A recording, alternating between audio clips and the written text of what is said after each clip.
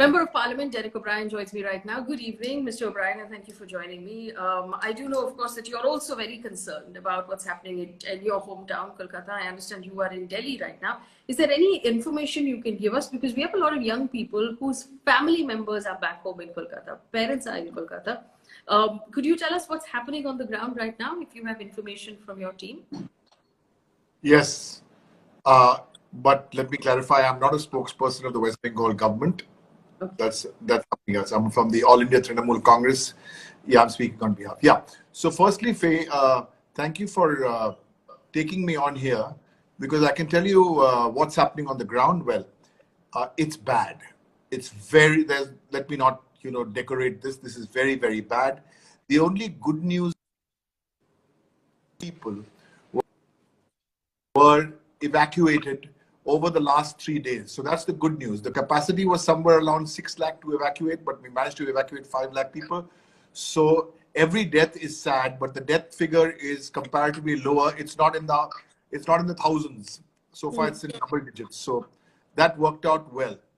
But it's very, very bad. And for those of you with families in Bengal, the worst hit are just north of Calcutta, which is a district called North Chobbish Pargana, which is a big district, and south of Kolkata, which is South Chobbish Pargana and Calcutta itself. So these are the three main districts. But actually, this has affected about 65%, 70% of the entire state has been affected with this. This has battered Bengal. So while preparatory arrangements and evacuations of those 5 lakh people, the loss of life was minimized, but the devastation, public property, private property, trees, ecology of Bengal is incalculable. It is a national calamity. Now, in this hour of pain and tragedy, my only request is Bengal seeks everyone's cooperation. Doesn't matter where you're living, doesn't matter what politics you do, because everybody needs to cooperate. All stakeholders, state government, central government need to come together. Now, for those of you who are watching this and are living around Calcutta, firstly, electricity is being restored in many of the places in the city. Now, let me explain to you. Some of you who have seen those trees which have fallen, we're estimating 40–50% of trees have fallen. First, the trees are being cleared off the main road. So if you're not on the main road, give it a day or two. All right.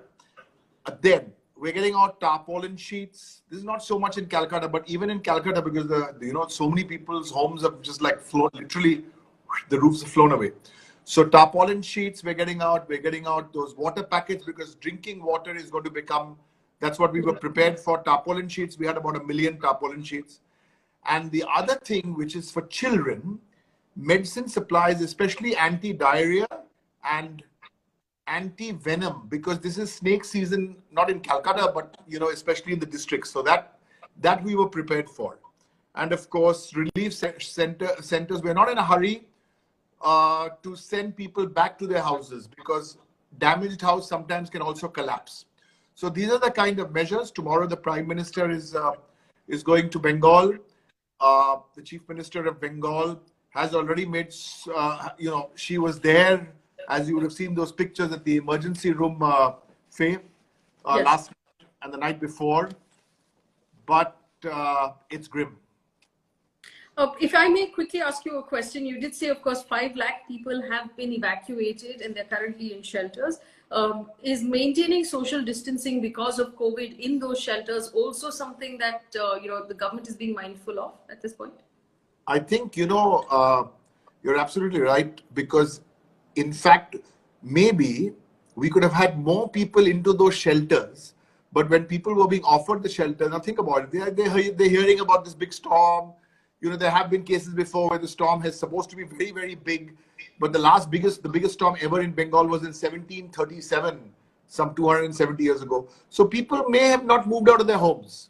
And that's why maybe the deaths would have been a little lower. But also there have been some very careless, and I feel sad about this, because there have been some really if I may call them, careless deaths. 2 guys on Howrah on a motorbike. I mean, come on.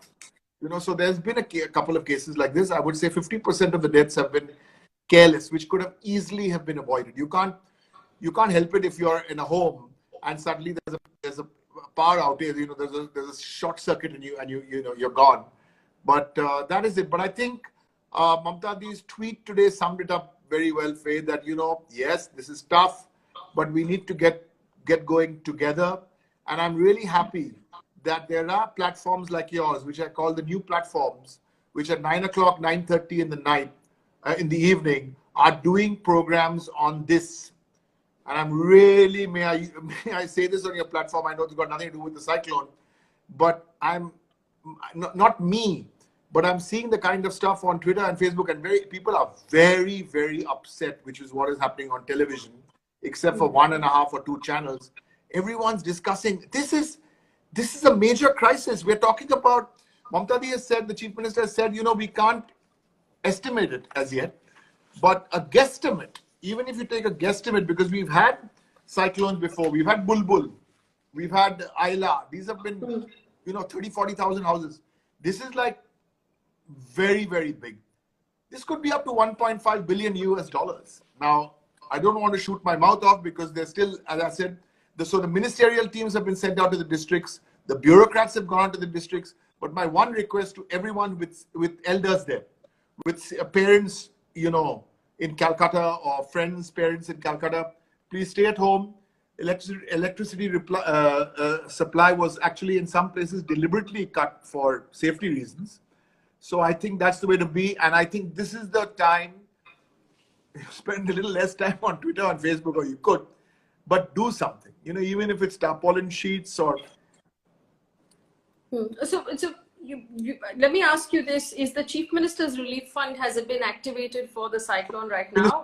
Chief Minister's Relief Fund has already been there. Since you asked me about the fund, the state government has set up a fund already today. Set up a fund of 1,000 crore fund, and there's also one of the big indoor stadiums called the Khudiram Stadium in Calcutta, which is next to the Eden Gardens. Now that has been opened up so people can send in clothes and tarpaulin, etc., etc. So we are still at the assessment of the damage.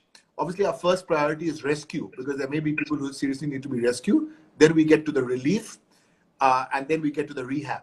But in all this, there's a fourth hour, which is reassurance, and we'll get through this together. Do you expect this number of fatalities at 72 to increase over the next couple of days as people go into the districts and the villages? Well, fingers crossed. I hope it just remains at 73 actually is now the number, because including a child, it's 73. Yeah, but I still would say, I mean, as I said, every death is a tragedy because there's one grieving family for every death. So whether it's 72 or whether it's 5. But I think because people were a little scared, now Sundarbans, for example, the Sundarbans, again, early reports, houses have been severely damaged because, if you look at the pictures coming out of Calcutta, if you look at those pictures, look at the damage happened there in the heart of the city. I'm talking about Park Street, Queen's Park, Southern Avenue, Mayfair. These are like heart of the city, upmarket. There, if the trees, everyone was like, so I think in the next 3 or 4 days, we will get a fair idea.